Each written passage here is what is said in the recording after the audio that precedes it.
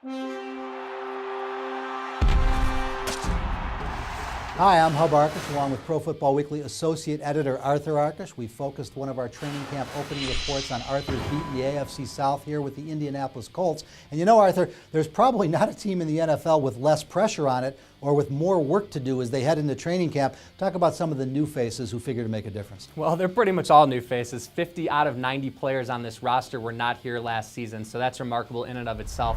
We'll focus on a couple veterans. Winston Justice, a guy Ryan Grigson brought over from Philadelphia, former high pick who hasn't really fulfilled expectations. They're going to need him to on the right side of that offensive line, which really is a makeshift unit. And then we'll talk about one rookie. I think there'll be enough set of eyeballs on Andrew Luck, and we'll talk about him throughout this video. But Josh Chapman is a guy from the national champion Crimson Tide who is coming off a torn ACL, but if he can be that anchor, that guy that Chuck Pagano needs desperately in the middle of his 3-4 defense, could turn out to be a real value in the middle rounds of the draft. Now, we've talked with all 32 teams about where they need to improve most on offense. This is a new day for the Colts, so let's just focus on, in training camp, what will be their #1 priority on the offensive side of the ball? Well, certainly finding out just how quickly Andrew Luck is going to be, successful, how he's going to be able to make an impact is imperative, but I think what's going to help him in that pursuit is getting a better ground game. I mean, it's been something we talked about for years. Peyton Manning didn't really need all that much help, but Andrew Luck is going to need it at first. They've got a couple guys. There's going to be quite a bit of competition in camp between Donald Brown, former first-rounder, Vic Ballard, a kid they just drafted, DeLon Carter, second-year player.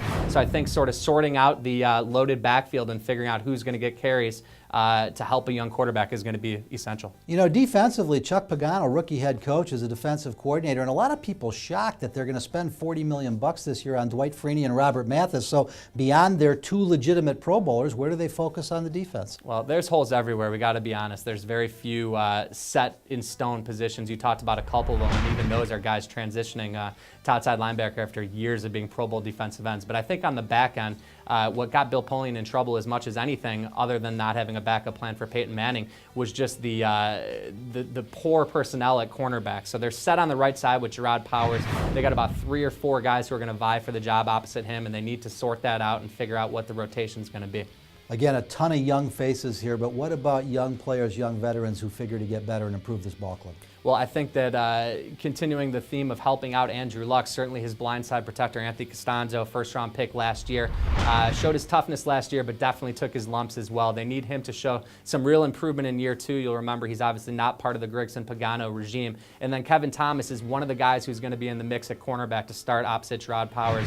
Has showed a lot of promise when he's been on the field. They're going to find out what they have in him. I'm guessing about 75 of the 90 Colts are on the bubble. Looking at where this team is at, we don't have room for that list. What about a couple veterans we got to keep an eye on? One veteran, Antonio Johnson, a guy who's really kind of just been a guy in his 6 years in Indianapolis, is going to have to battle it out with not only Josh Chapman, who we talked about earlier, but Brandon McKinney, one of those Ravens transplants. And then Jerry Hughes, another former first-rounder from the Polian regime, has done next to nothing in his first 2 years in the league. He's going to get a chance to stand up like he did at TCU. We're going to find out pretty quickly if he has what it takes to be in the NFL. Arthur, I hate to use the analogy of preschool or kindergarten, but that's kind of what this training camp is for the Indianapolis Colts. It should be a lot of fun to watch, as will all 32 NFL teams' training camps. We've got training camp opening reports on all of them right here at ProFootballWeekly.com, 24 hours a day, 7 days a week.